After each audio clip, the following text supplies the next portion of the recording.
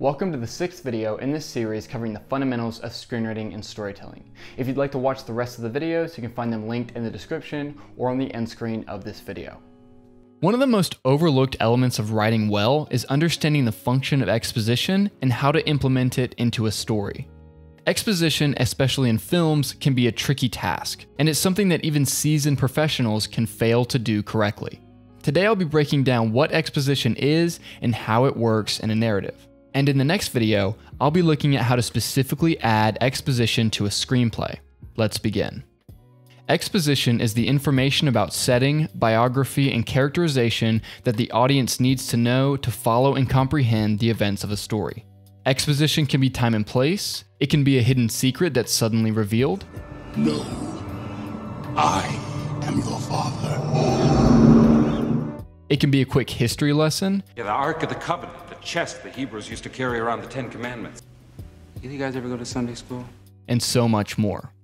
Exposition is a fundamental part of a dramatic narrative of any size, from a short story to a 1,000-page book. So once you understand what exposition is and its function, how do you correctly add it to a story? There are 3 broad concepts you need to remember. Number 1, show, don't tell. Number 2, attack with exposition. And number 3, write exposition, right time. If you've read a screenwriting book or sat in a screenwriting class before, you've definitely heard this phrase already, show, don't tell. What this phrase means is that it is much more interesting and engaging for an audience to see the actions and events take place rather than to hear about them through narration or character explanation.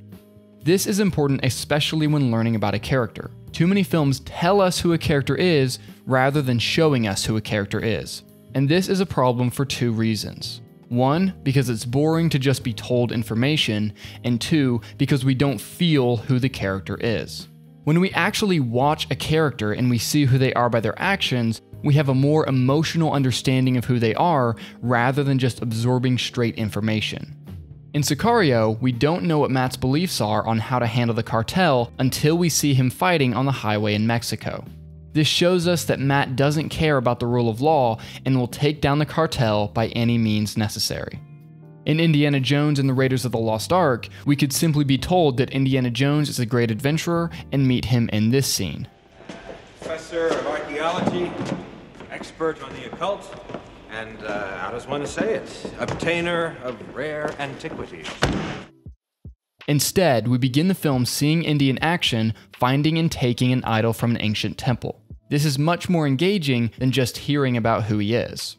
An example of telling rather than showing is found here in Suicide Squad, when we meet Katana. We get a flashback of her killing bad guys on a street, and then she just tells the audience her backstory.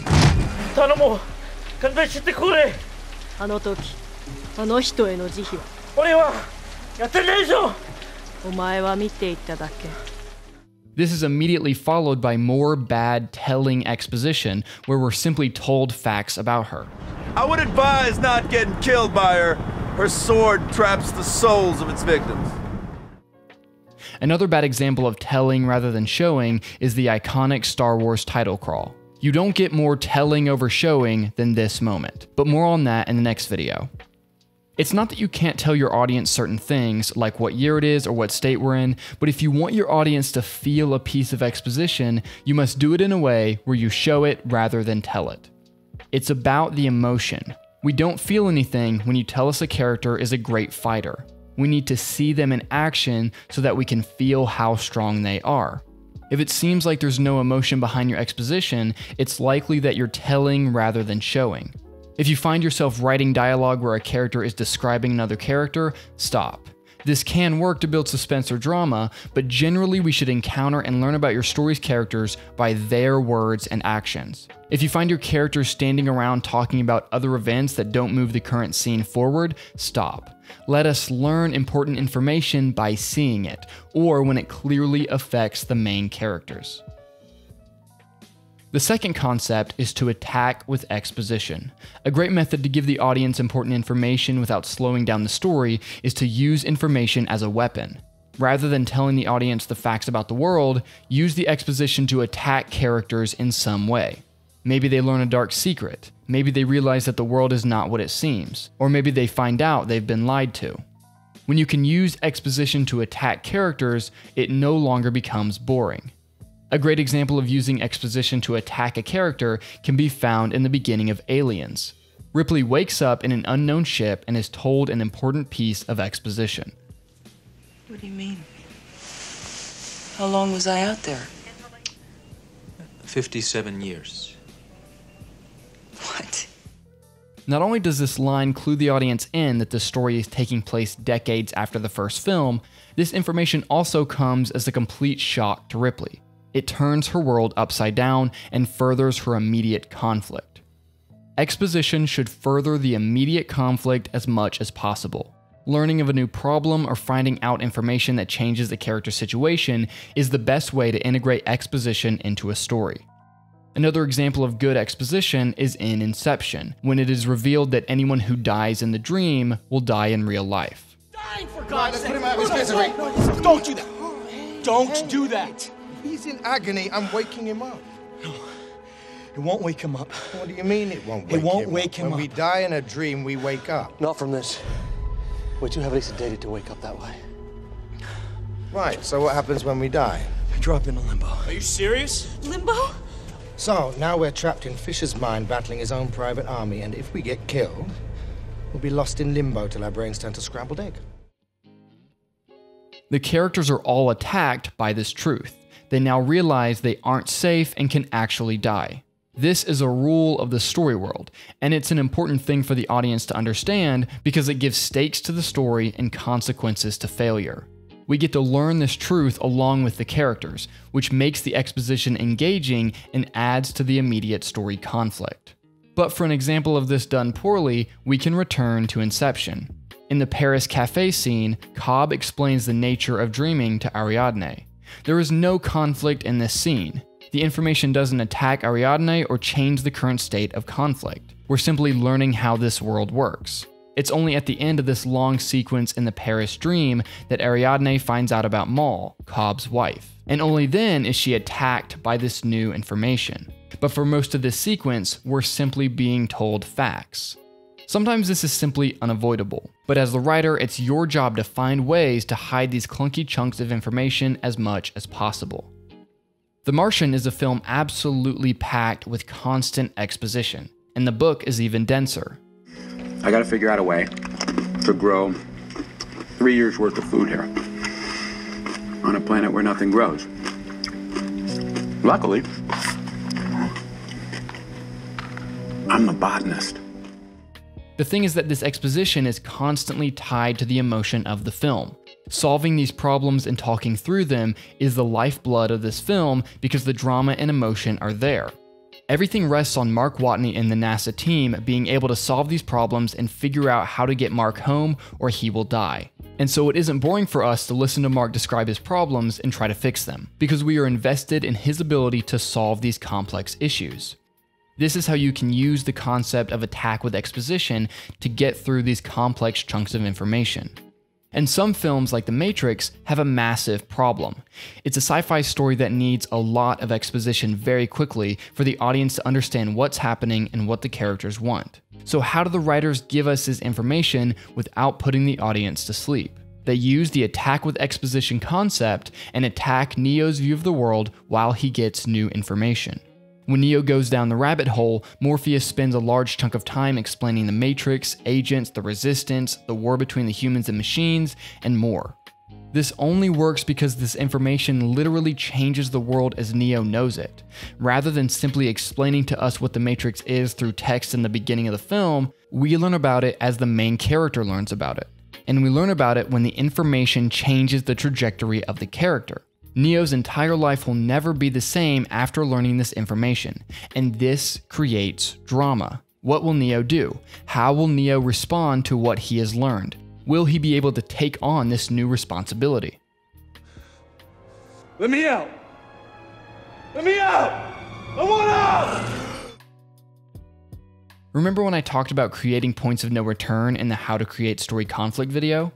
You can attack with exposition to create points of no return. Luke can never go back after learning Darth Vader is his father, and Neo can never go back after he learns about the Matrix. As much as you possibly can, Make your exposition push the conflict forward. Some exposition will simply not be able to be attached to any conflict, but you should always be thinking about how you can attach your exposition to the current conflict. One of the most difficult parts of adding exposition to a story is finding the right moment to tell the audience a new piece of exposition. There's a difficult balance to be found between telling the audience too much too quickly, which results in the audience getting bored, and not telling the audience enough, which results in confusion and the audience gets bored. In Story, Robert McKee writes, "Give the storygoer too little exposition and he will disengage in confusion. On the other hand, big helpings of static exposition choke interest. The reader puts down the book, the audience shifts in their seats, wishing they had bought more popcorn." Skilled writers give only the minimal exposition necessary to maintain the flow of curiosity and empathy. Robert McKee writes, "Like all else, exposition must have a progressive pattern. Least important facts come early, most important later, and critical facts last." This follows the idea of progressive complications like I talked about in the video on how to create story conflict. Bigger secrets are revealed and more important exposition is learned the farther into the story the character goes. A great way to use exposition to turn a story is by revealing an important secret at the right time.